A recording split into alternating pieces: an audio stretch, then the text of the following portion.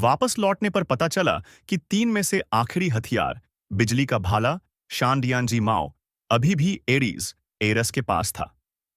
उसके पास कोई और रास्ता नहीं बचा था, इसलिए उसने पंखों वाला घोड़ा उड़ाया और एरीज का सामना करने मंदिर पहुंचा। दोनों के बीच जबरदस्त लड़ाई हुई। कुछ ही राउंड में पर्सियस को बुरी तरह पीटा गया और वह लगभग मरने वाला था। तभी उसका बेटा अचानक पीछे से आ गया।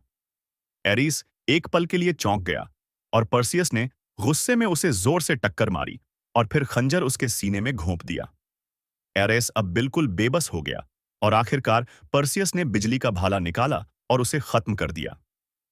एरेस, जो कभी एक जबरदस्त योद्धा था, अब रेत में बदलकर उड़ गया। अब तीनों जादुई हथियार जुड़ चुके थे। पर्सियस ने उन्हें मिलाकर एक कर दिया। तभी एक तेज सफेद रोशनी चमकी और विजय का भाला, विक्ट्री स्पीयर, बन गया। दूसरी ओर राक्षस क्रोनोस ने मुहर तोड़ दी और तूफान की तरह सैनिकों की ओर बढ़ा। नर्क के कई और राक्षस भी पागलों की तरह हमला कर रहे थे।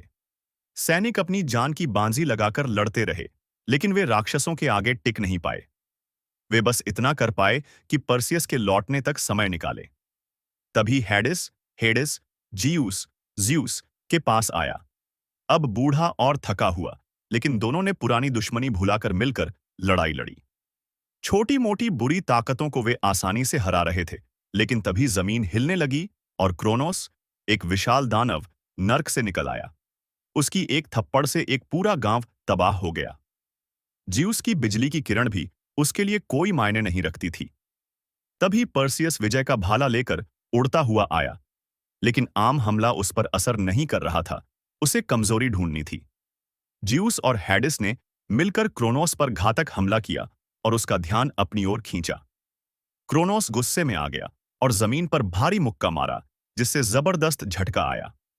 उसी वक्त हेडिस ने ज्यूस को धक्का देकर बचाया, लेकिन अगला मुक्का इतना भारी था कि ज्यूस भी जमीन पर गिर पड़ा।